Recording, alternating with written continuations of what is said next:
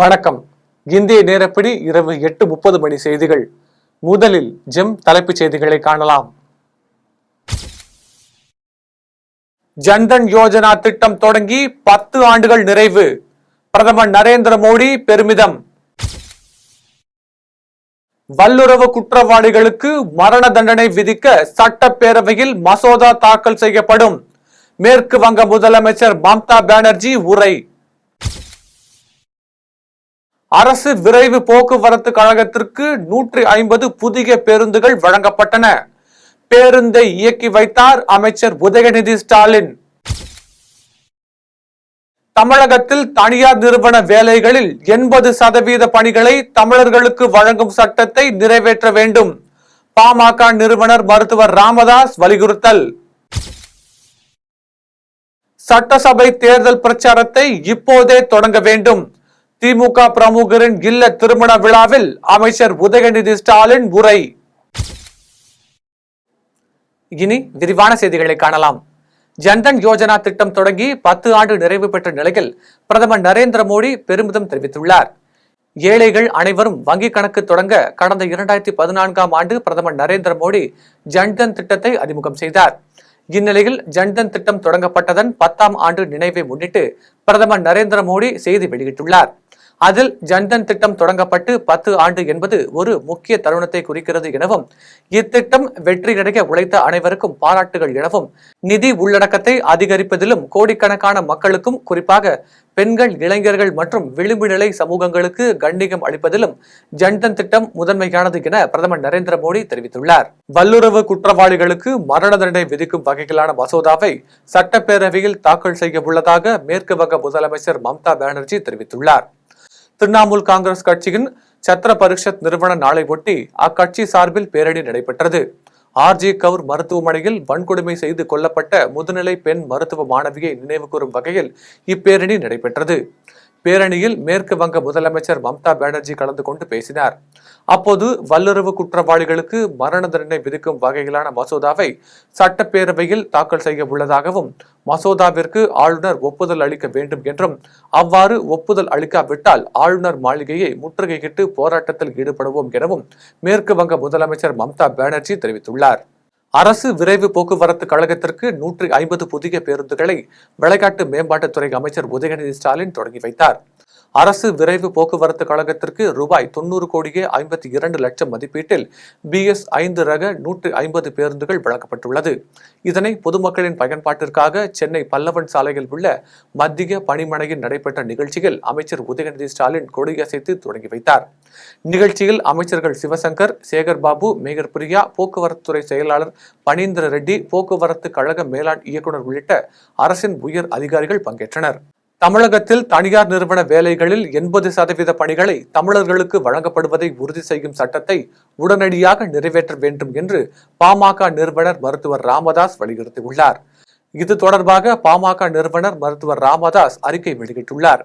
அதில் தமிழ்நாட்டின் ஓசூர் பகுதியிலும் கர்நாடகத்தின் கோலார் பகுதியிலும் செயல்பட்டு வரும் டாடா மின்னணு நிறுவனத்தின் ஆலைகளில் பணியாற்ற உத்தரகாண்ட் மாநிலத்தில் இருந்து 4000 பெண்கள் தேர்வு செய்யப்பட்ட இருப்பதாக டாடா நிறுவனம் அறிவித்துள்ளது என்றும், தமிழ்நாட்டில் ஏராளமான இளைஞர்களும் இளம் பெண்களும் வேலை கிடைக்காமல் வாடிக்கொண்டிருக்கும் நிலையில் அவர்களின் வேலை வாய்ப்பை பறிக்கும் வகையில் பிற மாநிலங்களில் இருந்து ஊழியர்களை இறக்குமதி செய்வது கண்டிக்கத்தக்கது என்றும் பாமக நிறுவனர் மருத்துவர் ராமதாஸ் கண்டனம் தெரிவித்துள்ளார். சட்டசபை தேர்தல் பிரச்சாரத்தை இப்போதே தொடங்க வேண்டும் என்று சென்னையில் நடைபெற்ற திமுக பிரமுகரின் இல்ல திருமண விழாவில் அமைச்சர் உதயநிதி ஸ்டாலின் தெரிவித்தார். திமுக இளைஞரணி செயலாளரும் விளையாட்டு மேம்பாட்டுத்துறை அமைச்சருமான உதயநிதி ஸ்டாலின் தனது குறிஞ்சி இல்லத்தில் திமுக பிரமுகர் திராவிடமணி இல்ல திருமணத்தை நடத்தி வைத்து மணமக்களுக்கு வாழ்த்து தெரிவித்தார். விழாவில் சென்னை வடகிழக்கு மாவட்ட செயலாளர் மாதவரம் சுதர்சனம், மாதவரம் வடக்கு பகுதி செயலாளர் புழல் நாராயணன் உள்ளிட்டோர் கலந்து கொண்டனர். திருமண விழாவில் அமைச்சர் உதயநிதி ஸ்டாலின் பேசினார். அப்போது நீங்கள் எல்லோரும் கழக ஆட்சியின் அனைத்து திட்டங்களையும் மக்களிடம் கொண்டு போய் சேர்க்க வேண்டும் என கேட்டுக்கொள்கிறேன் என்றும், மேலும் 2026ஆம் ஆண்டு சட்டமன்ற தேர்தலுக்கு இன்னும் 2 ஆண்டுகள் தான் இருக்கிறது. எனவே இப்போதில் இருந்தே நம்முடைய தேர்தல் பிரச்சாரத்தை நாம் தொடங்க வேண்டும் என்றும், நம்முடைய முதலமைச்சர் தலைமையில் மீண்டும் கழக ஆட்சியை அமைத்திட இந்த திருமண நிகழ்ச்சியின் மூலம் நம்முடைய உறுதியை ஏற்போம் என்றும் அமைச்சர் உதயநிதி ஸ்டாலின் தெரிவித்தார்.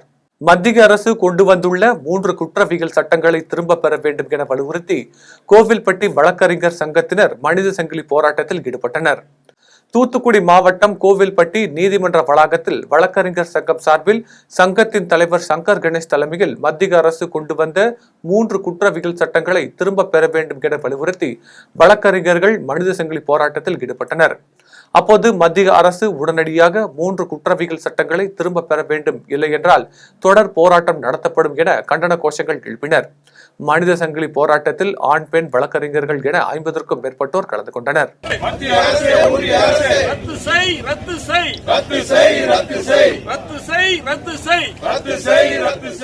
கோவாவில் நடைபெற்ற உலக அளவிலான சிலம்பம் மற்றும் கராத்தே போட்டியில் வெற்றி பெற்று வாணியம்பாடி ரயில் நிலையத்திற்கு வந்த வீரர்களுக்கு பெற்றோர் மற்றும் கிராம மக்கள் உற்சாக வரவேற்பு அளித்தனர். கோவாவில் கடந்த 25ஆம் தேதி உலக அளவிலான சிலம்பம் மற்றும் கராத்தே போட்டிகள் நடைபெற்றது. இதில் ஸ்ரீலங்கா, ஆஸ்திரேலியா, ஜப்பான், இந்தியா உட்பட 9 நாடுகள் சேர்ந்தவர்கள் பங்கேற்றனர். இதில் இந்தியா சார்பில் தமிழ்நாட்டின் திருப்பத்தூர் மாவட்டம் சின்னப்பள்ளிக்குளம் மலையாம்பட்டு பகுதியைச் சேர்ந்த பயிற்சியாளர் சுரேஷ் தலைமையில் இலங்கை அகதிகள் முகாமில் தங்கி படிக்கும் மாணவ மாணவிகள் உட்பட 25 மாணவ மாணவிகள் சிலம்பம் மற்றும் கராத்தே போட்டியில் பங்கேற்று முதல் இடத்தை பிடித்து சாதனை படைத்தனர். வெற்றியை பெற்று வாணியம்பாடி ரயில் நிலையத்திற்கு வந்த வீரர்களை பெற்றோர்கள், ஊர் பொதுமக்கள் மேளதாள வாத்தியங்களுடன் சிலம்பம் விளையாடியும் கேக் வெட்டியும் உற்சாகமாக வரவேற்பு அளித்தனர். இது தொடர்பாக பயிற்சியாளர் சுரேஷ் செய்தியாளர்களிடம் தெரிவிக்கையில், ஒரு 50 மாணவர்கள், மொத்தமாக 100 மாணவர்கள், அதில் 50 மாணவர்களுக்கு சரியான முறையில் பயிற்சி அளித்து மாநில அளவிலையும் தேசிய அளவிலையும் எல்லாத்தையும் வின் பண்ணாங்க. இப்போ ஞாயிற்றுக்கிழமை நடந்த கோவாவில் வந்து ஞாயிற்றுக்கிழமை உலக அளவிலான சிலம்பம் போட்டியும் கராத்தே போட்டியும் நடைபெற்றது. இதில் வந்து என்னுடைய சார்பாக என்னுடைய மாணவர்கள் வந்து 25 பேர் பார்ட்டிசிபேட் பண்ணாங்க. அவங்க கேட்டகரியில், அந்தந்த வயசு கேட்டகரியில் வந்து அத்தனை பேருமே வந்து முதல் பிரைஸ், கராத்தேவிலையும் சிலம்பத்திலையும் முதல் பிரைஸ் வின் பண்ணி இன்னைக்கு ஓவரால் சாம்பியன்ஷிப்பு நம்ம ஏரியா வாணியம்பாடி சார்பாக வந்து டெல்லியில் நடைபெறும் உலக அளவிலான கராத்தே போட்டி, சிலம்ப போட்டிக்கும் தகுதி பெற்றுள்ளார்கள். எனது மாணவர்கள் அனைவருமே தகுதி பெற்றுள்ளார்கள். மாதந்தோறும் அதிகாரிகளுக்கு லஞ்சம் கொடுக்க வேண்டிய நிலையில் வாடிக்கையாளர்களிடம் கூடுதலாக 10 ரூபாய் வசூலிப்பதாக சோமநாயக்கன்பட்டி டாஸ்மாக் கடையின் சூப்பர்வைசர் தெரிவித்துள்ளார். திருப்பத்தூர் மாவட்டம் ஜோலார்பேட்டை அடுத்த சோமநாயக்கன்பட்டி கிராமத்தில் உள்ள அரசு மதுபான கடையின் சூப்பர்வைசர் ராகவன் என்பவர் வாடிக்கையாளர்களிடம் மது பாட்டிலுக்கு 5 ரூபாய் முதல் 10 ரூபாய் வரை கூடுதலாக வசூலித்து வருகிறார் என்று செய்தி வெளியானதை தொடர்ந்து இது குறித்து சமூக ஆர்வலர் ஒருவர் உங்களை பற்றி செய்தி வந்திருக்கிறதுக்கு என்ன காரணம் என்று கேட்டுள்ளார். அப்போது டாஸ்மாக் சூப்பர்வைசர் ராகவன் பல திடுக்கிடும் தகவல்களை தெரிவித்துள்ளார்.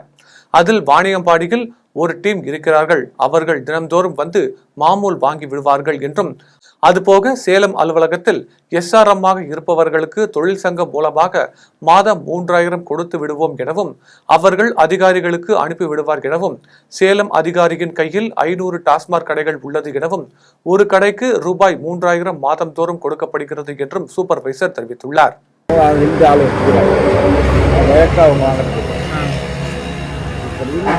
போயிருந்தேன். SRM மட்டும் நான் தரேன், 500 SRMக்கு நான் கையில் தரதில்லை. நான் வந்து எங்கே சொல்லிட்டாங்க, வெள்ளூரில் இருக்காங்க, அவங்ககிட்ட நான் அக்கௌண்ட்டில் போட்டுருவேன். அவங்க மூலிமா அங்கே போய்ட்டு சேலம் போயிடும். கடையில் அவங்க சேலம் கடையில் அவங்க கண்ட்ரோலில் ஒரு 5 கடை இருக்கும். எப்படி அவங்க அதிகாரி இருக்கும். ஒரு கடைக்கு சாதாரணமாக 3000 கணக்கு 3000 லஞ்சம் மட்டும். அப்பா 5 5 எவ்வளோ? 1.5 கோடி. என்ன 1.5 கோடியா? திருப்பத்தூர் பஜார் பகுதியில் பிளாஸ்டிக் கவரில் சிறுநீர் கழித்து அதனை கட்டி கழிவுநீர் கால்வாயில் வீசியதால் ஏற்பட்ட தகராறில் படுகாயமடைந்த ஒருவர் மருத்துவமனையில் அனுமதிக்கப்பட்டுள்ள சம்பவம் குறித்து நகர காவல்துறையினர் விசாரணை மேற்கொண்டு வருகின்றனர். திருப்பத்தூர் மாவட்டம் திருப்பத்தூர் நகரத்திற்கு உட்பட்ட பெரிய கடாய் பஜார் பகுதியில் அப்துல் கரீம் என்பவரின் மகன் பயாஸ் என்பவர் மளிகை கடை நடத்தி வருகிறார். இவரது மளிகை கடை பக்கத்தில் மனோகர் என்பவரின் மகன் பிரசாந்த் என்பவர் அரிசி மண்டி நடத்தி வருகிறார். இந்த நிலையில் பயாஸ் என்பவர் பிளாஸ்டிக் பையில் சிறுநீர் கழித்து அதனை கட்டி பிரசாந்திற்கு சொந்தமான அரிசி கடையில் ஒட்டி செல்லும் கழிவுநீர் கால்வாயில் வீசியுள்ளார். இதை பார்த்த பிரசாந்த் பயாஸிடம் இது குறித்து கேட்டபோது இருவருக்கும் இடையே ஏற்பட்ட தகராறில் பிரசாந்தை பயாஸ் சரமாரியாக தாக்கியுள்ளார். இதனால் பிரசாந்திற்கு காயம் ஏற்பட்டது. அதன் பின்னர் பிரசாந்தின் அண்ணன் பிரபு பிரசாந்தை மீட்டு சிகிச்சைக்காக திருப்பத்தூர் அரசு மருத்துவமனையில் அனுமதித்தார். இது குறித்து தகவல் அறிந்து சம்பவ இடத்திற்கு விரைந்து வந்த திருப்பத்தூர் நகர காவல்துறையினர் சம்பவம் குறித்து வழக்கு பதிவு செய்து பயாஸ் என்பவரை காவல் நிலையம் அழைத்துச் சென்று விசாரணை மேற்கொண்டனர். வேலூர் நாடாளுமன்ற தேர்தலில் பயன்படுத்தப்பட்ட மின்னணு வாக்குப்பதிவு இயந்திரங்கள் ஐயத்தை ஏற்படுத்தியதால் பாஜக வேட்பாளர் ஏசி சண்முகம் நீதிமன்றம் மூலம் உத்தரவு பெற்று வாக்குப்பெட்டிகளை சோதனை செய்து வருகிறார். வேலூர் மாவட்டம் சத்துவாச்சாரியில் உள்ள மாவட்ட ஆட்சியர் அலுவலக வளாகத்தில் வேலூர் நாடாளுமன்ற தொகுதியில் பதிவான வாக்குப்பதிவு இயந்திரங்கள் பத்திரமாகவும் பாதுகாப்பாகவும் வைக்கப்பட்டுள்ளது. வேலூர் நாடாளுமன்ற தொகுதியில் திமுக வேட்பாளர் கதிர் ஆனந்த் 5,68,692 வாக்குகளும், பாஜக வேட்பாளர் ஏசி சண்முகம் 3,52,990 வாக்குகளும் பெற்றனர். இதில் 2,15,702 வாக்குகள் வித்தியாசத்தில் கதிர் ஆனந்த் வெற்றி பெற்றார். இந்த நிலையில் பாஜக வேட்பாளராக போட்டியிட்ட ஏசி சண்முகம் வாக்குப்பதிவு இயந்திரங்கள் சரியில்லை எனவும் 6 தொகுதிகளிலும் இந்த பிரச்சனை உள்ளதாகவும் நீதிமன்றத்தில் வழக்கு தொடர்ந்தார். இதையடுத்து நீதிமன்றம் 6 தொகுதிகளிலும் ஒரு வாக்குப்பதிவு இயந்திரத்தில் பதிவான வாக்குகளை அளித்துவிட்டு பரிசோதனை செய்து கொள்ளலாம் என உத்தரவிட்டது. இதன் அடிப்படையில் திமுக மற்றும் பாஜக முகவர்கள் முன்னிலையில் வாக்குப்பெட்டி இயந்திரங்கள் பரிசோதனை செய்யப்பட்டு வருகிறது. இதில் தேர்தல் ஆணைய அதிகாரிகள், வட்டாட்சியர் உள்ளிட்ட சம்பந்தப்பட்ட முகவர்கள் பங்கேற்றனர். அதிமுக பொதுச் செயலாளர் எடப்பாடி பழனிசாமியை தரக்குறைவாக பேசிய அண்ணாமலையை கண்டித்து வேலூரில் அதிமுகவினர் கண்டன ஆர்ப்பாட்டத்தில் ஈடுபட்டனர். அதிமுக பொதுச் செயலாளர் எடப்பாடி பழனிசாமியை பாஜக மாநில தலைவர் அண்ணாமலை தரக்குறைவாக பேசியதை கண்டித்து வேலூர் அண்ணா கலையரங்கம் அருகில் மாநகர மாவட்ட சார்பில் அதிமுகவினர் திரளாக கலந்து கொண்டு அண்ணாமலையின் புகைப்படத்திற்கு செருப்பு மாலை அணிவித்தும் உருவ பொம்மையை எரித்தும் கண்டன ஆர்ப்பாட்டத்தில் ஈடுபட்டனர். அப்போது காவல்துறையினர் தண்ணீர் ஊற்றி நெருப்பை அணைப்பதற்கு முயற்சித்த போது காவல்துறையினருக்கும் அதிமுகவினருக்கும் இடையே தள்ளுமுள்ளு ஏற்பட்டது. மேலும் அண்ணாமலையின் புகைப்படம் உள்ள பேனரை செருப்பால் அடித்து கிழித்து அதிமுகவினர் கண்டனத்தை தெரிவித்தனர். கொணவட்டம் தேவி நகரில் நீர்நிலை ஆக்கிரமிப்பு உள்ள வீடுகளில் வசிக்கும் மக்களுக்கு மாற்று இடம் வழங்க வேண்டும் என்றும், இல்லையெனில் அரசே வீடு கட்டி கொடுக்க வேண்டும் எனவும் மாவட்ட ஆட்சியரிடம் அப்பகுதி மக்கள் கோரிக்கை மனு அளித்தனர். வேலூர் மாவட்டம் கொணவட்டம் அடுத்த தேவி நகரில் வசிக்கும் மக்கள் மாவட்ட ஆட்சியரை சந்தித்து மனு அளித்தனர்.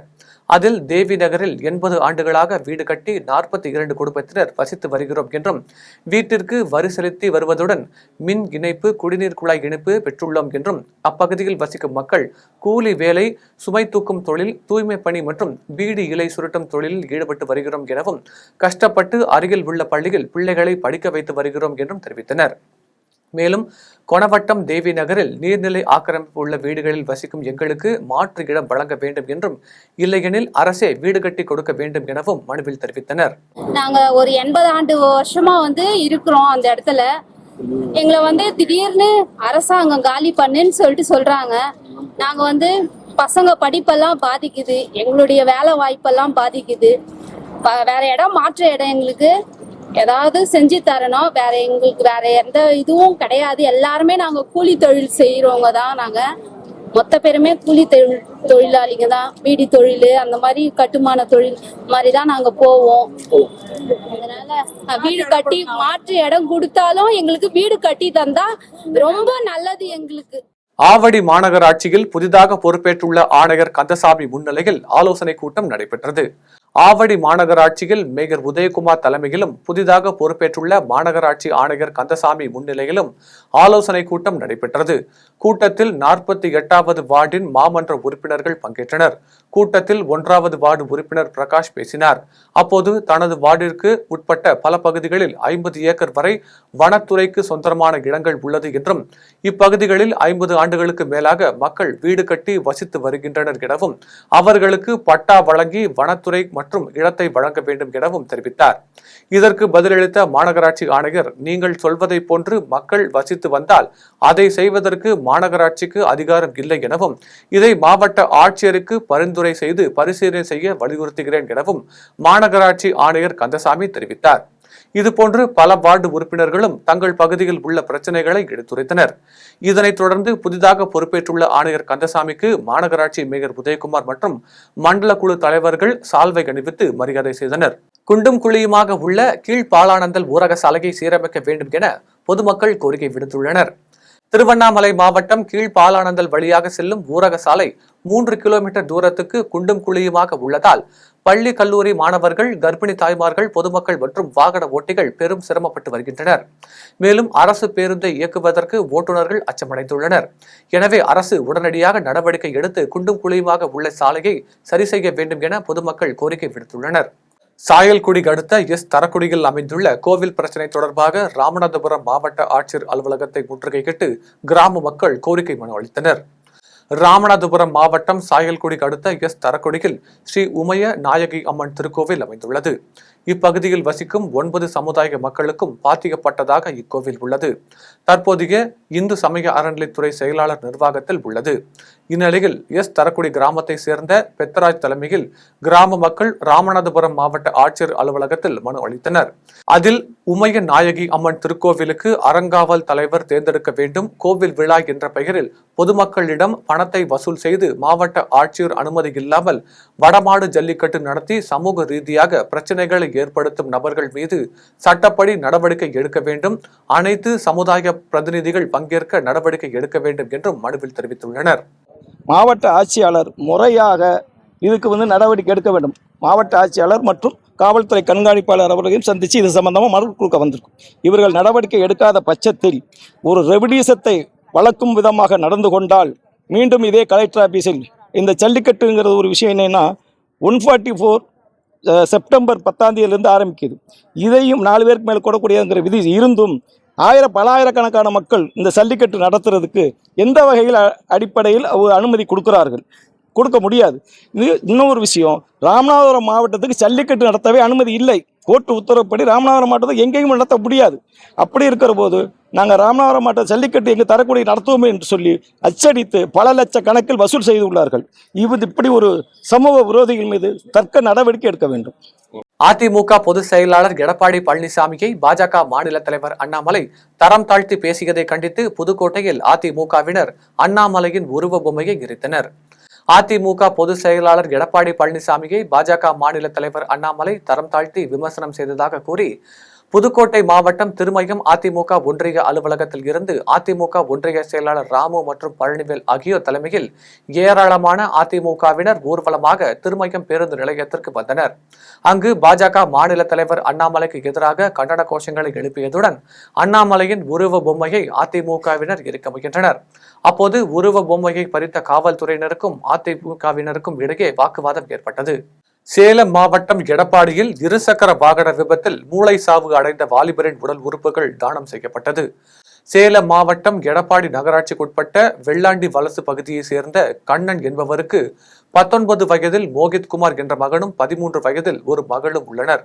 இந்நிலையில் மோகித்குமார் தனது நண்பர் விக்ரமுடன் இருசக்கர வாகனத்தில் சென்றபோது வெள்ளாண்டி வலசு சாலையில் அடையாளம் தெரியாத வாகனம் இருசக்கர வாகனத்தில் மீது மோதி விபத்துக்குள்ளானது. இந்த விபத்தில் படுகாயமடைந்த மோகித்குமார் மேல் சிகிச்சைக்காக சேலம் அரசு மருத்துவமனையில் சேர்க்கப்பட்டார். அங்கு அளிக்கப்பட்ட தீவிர சிகிச்சை பலனின்றி மோகித்குமாருக்கு மூளைச்சாவு ஏற்பட்டது. இதையடுத்து மருத்துவர்கள் அறிவுரையின்படி மோகித்குமாரின் உடல் உறுப்புகள் தானம் செய்ய அவரது பெற்றோர் முன்வந்ததை அடுத்து உடல் உறுப்புகள் தானம் செய்யப்பட்டது. இதையடுத்து மோகித்குமாரின் சடலம் எடப்பாடி மின் மைதானத்தில் தகனம் செய்யப்பட்டது. முன்னதாக மோகித்குமாரின் உடலுக்கு எடப்பாடி நகரமன்ற தலைவர் பாஷா, எடப்பாடி வட்டாட்சியர் ராஜமாணிக்கம் ஆகியோர் மலர் மாலை வைத்து அரசு மரியாதை செய்து அஞ்சலி செலுத்தினர். கால்நடை நலன் மற்றும் நோய் கட்டுப்படுத்துதல் திட்டத்தின் கீழ் நடமாடும் கால்நடை மருத்துவ வழித்தட வாகன சாவியை மாவட்ட ஆட்சியர் பிரபுசங்கர் ஓட்டுநர்களுக்கு வழங்கி சேவையினை துவக்கி வைத்தார். விவசாயிகள், கிராமப்புற மக்களின் வாழ்வாதாரத்திற்கு உதவுவதில் கால்நடைகள் முக்கிய பங்கு வகிக்கின்றன. இந்நிலையில் விபத்துகளால் ஏற்படும் எலும்பு முறிவு, நோய் பாதிப்பு, கன்று ஈன்றுவதில் சிரமம் போன்றவற்றால் பாதிக்கப்படும் கால்நடைகளை வாகனத்தில் ஏற்றி மருத்துவமனைக்கு கொண்டு செல்ல முடியாத சூழலில் தமிழக அரசின் நடமாடும் கால்நடை மருத்துவ ஊர்திகள் பெரிதும் உதவியாக இருப்பதாகவும், அவசர சிகிச்சைக்காக இலவச தொலைபேசி எண்களான 1962 மூலம் கால்நடை உரிமையாளர்கள் தொடர்பு கொள்ளும் போது உரிய காலத்தில் உதவி கிடைப்பதால் கால்நடைகள் காப்பாற்றப்பட்டு வருவதாகவும் பொதுமக்கள் தெரிவிக்கின்றனர். அந்த வகையில் திருவள்ளூர் மாவட்டத்திற்கு கால்நடை பராமரிப்புத்துறை சார்பில் 1,00,000 கால்நடைகளின் எண்ணிக்கைக்கு ஏற்ப ஒரு நடமாடும் கால்நடை மருந்தகம் வீதம் திருவள்ளூர் மாவட்டத்திற்கு 6 நடமாடும் கால்நடை மருந்தக ஊர்திகள் ஒதுக்கீடு செய்யப்பட்டது. இந்த வாகனத்தின் சாவியை ஓட்டுநர்களுக்கு மாவட்ட ஆட்சியர் பிரபுசங்கர் வழங்கி நடமாடும் கால்நடை மருத்துவ வழித்தட சேவையினை துவக்கி வைத்து பொதுமக்களுக்கு இனிப்பு வழங்கினார். நிகழ்ச்சியில் திருவள்ளூர் கால்நடை பராமரிப்புத்துறை மண்டல இணை இயக்குநர் சீனிவேலன், உதவி இயக்குநர்கள் சுமதி, மாவட்ட மேலாளர் ரமேஷ், மாவட்ட ஒருங்கிணைப்பாளர்கள் பரத்குமார், பூவரசன், நிர்வாக அலுவலர் அன்பழகன் மற்றும் கால்நடை உதவி மருத்துவர்கள் உட்பட பலர் கலந்து கொண்டனர். உத்தரமேரூர் அருகே என்ஜின் கோளாறு காரணமாக தேசிய நெடுஞ்சாலையில் பழுதாகி நின்ற அரசு பேருந்தால் பயணிகள் அவதிப்பட்டனர். காஞ்சிபுரம் மாவட்டம் உத்தரமேரூர் அருகே அரசு பேருந்து ஒன்று பயணிகளுடன் சென்று கொண்டிருந்தது. அப்போது பேருந்தின் இன்ஜின் கோளாறு காரணமாக திடீரென அரசு பேருந்து தேசிய நெடுஞ்சாலையில் பழுதாகி நின்றது. ஆனால் பேருந்தின் ஓட்டுநர் பதட்டப்படாமல் வழக்கமாக நடைபெறும் நிகழ்வுதான் என கூறியவாறு சாதுரியமாக பேருந்தை சாலையோரத்தில் நிறுத்திவிட்டார். அதன் பின்னர் நடத்துனர் பயணிகள் அனைவரையும் மாற்று பேருந்தின் மூலம் வெளியனுப்பி வைத்தார். இது குறித்து பயணிகள் செய்தியாளர்களை சந்தித்து பேசினர். அப்போது ஓட்டை உடசல் பேருந்துகளை காயிலாங்கடைக்கு போட்டுவிட்டு புதிய பேருந்துகளை இயக்கிட வேண்டும் என அரசிற்கு கோரிக்கை விடுத்தனர். பெரியகுளத்தில் அதிமுக சார்பில் நடைபெற்ற நிகழ்ச்சியில் கிழக்கு மாவட்ட செயலாளர் முருக்கோடை ராமர் உறுப்பினர் அடையாள அட்டையை நிர்வாகிகள் மற்றும் தொண்டர்களுக்கு வழங்கினார். தேனி மாவட்டம் பெரியகுளம் அரண்மனை தெருவில் உள்ள தனியார் திருமண மண்டபத்தில் அதிமுக சார்பில் உறுப்பினர் அடையாள அட்டை வழங்கும் நிகழ்ச்சி நடைபெற்றது. நிகழ்ச்சியில் கிழக்கு மாவட்ட செயலாளர் முருகோட்டை ராமர் கலந்து கொண்டு நிர்வாகிகள் மற்றும் தொண்டர்களுக்கு உறுப்பினர் அடையாள அட்டையை வழங்கி பேசினார். அப்போது 2026ஆம் ஆண்டு நடைபெறவுள்ள சட்டமன்ற தேர்தலில் அனைவரும் அந்தந்த பகுதியில் சிறப்பாக தேர்தல் பணியாற்றி அதிமுக வேட்பாளர்களை அதிக வாக்கு வித்தியாசத்தில் வெற்றி பெற செய்து மீண்டும் எடப்பாடி பழனிசாமியை முதலமைச்சராக்கிட வேண்டும் என தெரிவித்தார். நிகழ்ச்சியில் நகர செயலாளர் பழனியப்பன், மாவட்ட இணை செயலாளரும் நகரமன்ற உறுப்பினருமான முத்துசெல்வி மற்றும் கட்சி நிர்வாகிகள், தொண்டர்கள் என ஏராளமானோர் கலந்து கொண்டனர். வாளை வாழவும் வைக்கும் தாளவும் வைக்கும் என்பது குறித்து 10 ஆண்டுகளுக்கு முன்பே தான் நீர்ப்பழி சிறுகதைகள் புத்தகத்தின் மூலம் வாழை திரைப்படத்தில் வரும் பிரச்சனைகளை கதையாக எழுதியிருந்தேன் என்று கோவில்பட்டியில் எழுத்தாளர் சோ தர்மன் தெரிவித்துள்ளார்.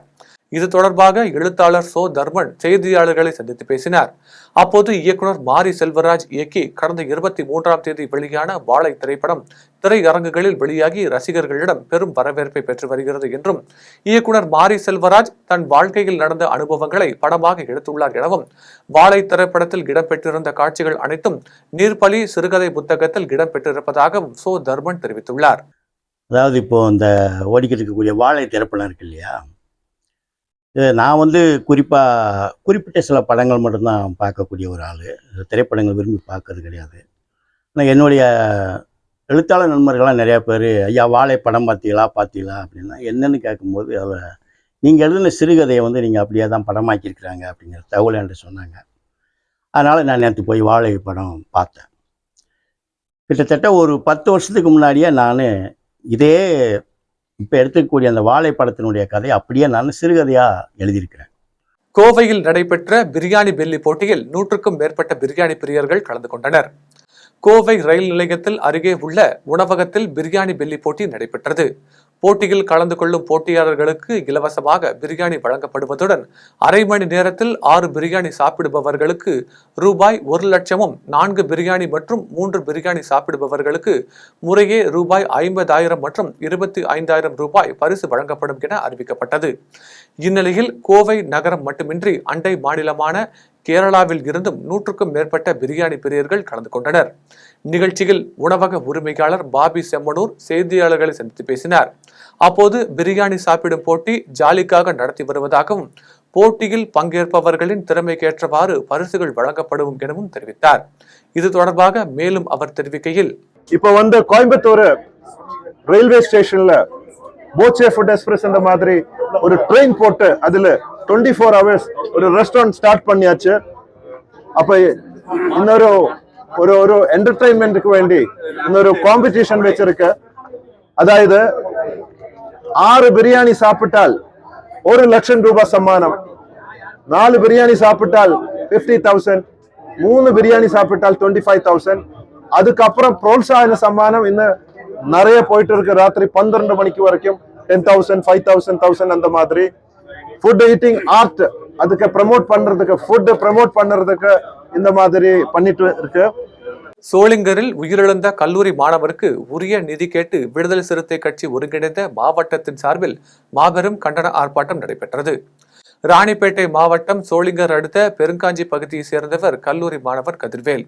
இவர் கடந்த 4 நாட்களுக்கு முன்பு அதே பகுதியில் உள்ள விவசாய கிணற்றில் சடலமாக மீட்கப்பட்டார். உயிரிழந்த மாணவன் அதே பகுதியை சேர்ந்த மாற்று சமூகத்தை சேர்ந்த சிறுமியை கடந்த 2 வருடங்களாக காதலித்து வந்ததாகவும், இதனை அறிந்த அச்சிறுமியின் பெற்றோர்கள் மாணவனின் கொலைக்கு காரணம் என்றும் கூறப்படுகிறது. இச்சம்பவம் குறித்து உரிய விசாரணை மேற்கொண்டு உண்மையான குற்றவாளிகள் மீது நடவடிக்கை எடுக்க வேண்டும் என போராட்டங்கள் நடைபெற்று வருகிறது. அதன் ஒரு பகுதியாக விடுதலை சிறுத்தைகள் கட்சி ஒருங்கிணைந்த மாவட்டம் சார்பில் முத்துக்கடை பேருந்து நிலையம் அருகில் மாபெரும் கண்டன ஆர்ப்பாட்டம் மத்திய மாவட்ட செயலாளர் ரமேஷ் கருணா தலைமையில் நடைபெற்றது. இதில் அக்கட்சியின் பொதுச் செயலாளரும் காட்டுமன்னார்கோவில் சட்டமன்ற உறுப்பினருமான சிந்தனை செல்வன் மற்றும் தலைமை நிலைய செயலாளர் பாலசிங்கம் உள்ளிட்ட நிர்வாகிகள் கலந்து கொண்டு ஆர்ப்பாட்டத்தில் ஈடுபட்டனர். சனாதன சங்பரிவார கும்பல் தமிழகத்தை குறிவைத்து வேலை செய்து கொண்டிருக்கிற காரணத்தினால் ஆண்ட பெரும்பறை பெருமையை பேசுகிற உளவியல் உழைக்கும் மக்களிடத்தில் கொண்டு போய் சேர்க்கப்படுகிறது. இதனுடைய விளைவாக குடிபெருமை பேசுகிற சூழலும், அதை தொடர்ந்து சாதியானவ படுகொலைகளும் அண்மை காலமாக அதிகரித்து வருகிறது. தமிழக அரசு தொடர்ந்து நிகழ்கிற சாதியானவ படுகொலைகளை இரும்பு கரம் கொண்டு அடக்க வேண்டும். ஏற்கனவே இருக்கும் சட்டங்களை நடைமுறைப்படுத்துவதில் காவல் அதிகாரிகளுக்கு பெருமளவிலே தயக்கம் இருக்கிறது. புதிய சட்டம் உருவாக்கப்பட வேண்டும். சாதிய ஆணவ படுகொலைகள் அல்லது அது தொடர்பான சிக்கலில் ஏற்படுகிற மோதல்கள் இவற்றில் தலித்துகள் மாத்திரம் பாதிக்கப்படுவதில்லை, தலித் அல்லாதவர்களும் பாதிக்கப்படுகிறார்கள். ஆகவே இந்த சாதி ஆணவ படுகொலைகளை தடுப்பதற்கு தமிழக அரசு விரைந்து தனி சட்டத்தை உருவாக்க வேண்டும் என்பதைத்தான். மீண்டும் ஜெம் தலைப்புச் செய்திகள். ஜன்தன் யோஜனா திட்டம் தொடங்கி 10 ஆண்டுகள் நிறைவு. பிரதமர் நரேந்திர மோடி பெருமிதம். வல்லுறவு குற்றவாளிகளுக்கு மரண தண்டனை விதிக்க சட்டப்பேரவையில் மசோதா தாக்கல் செய்யப்படும். மேற்கு வங்க முதலமைச்சர் மம்தா பானர்ஜி உரை. அரசு விரைவு போக்குவரத்து கழகத்திற்கு 150 புதிய பேருந்துகள் வழங்கப்பட்டன. பேருந்தை இயக்கி வைத்தார் அமைச்சர் உதயநிதி ஸ்டாலின். தமிழகத்தில் தனியார் நிறுவன வேலைகளில் 80% பணிகளை தமிழர்களுக்கு வழங்கும் சட்டத்தை நிறைவேற்ற வேண்டும். பாமக நிறுவனர் மருத்துவர் ராமதாஸ் வலியுறுத்தல். சட்டசபை தேர்தல் பிரச்சாரத்தை இப்போதே தொடங்க வேண்டும். திமுக பிரமுகரின் இல்ல திருமண விழாவில் அமைச்சர் உதயநிதி ஸ்டாலின் உரை. இத்துடன் ஜெம் செய்திகள் நிறைவடைகின்றன. மீண்டும் ஜெம் செய்திகள் நள்ளிரவு 12 மணிக்கு. உடனுக்குடன் செய்திகளை காண GemLive.tv என்ற இணையதளத்தில் இணைந்திருங்கள். நன்றி, வணக்கம்.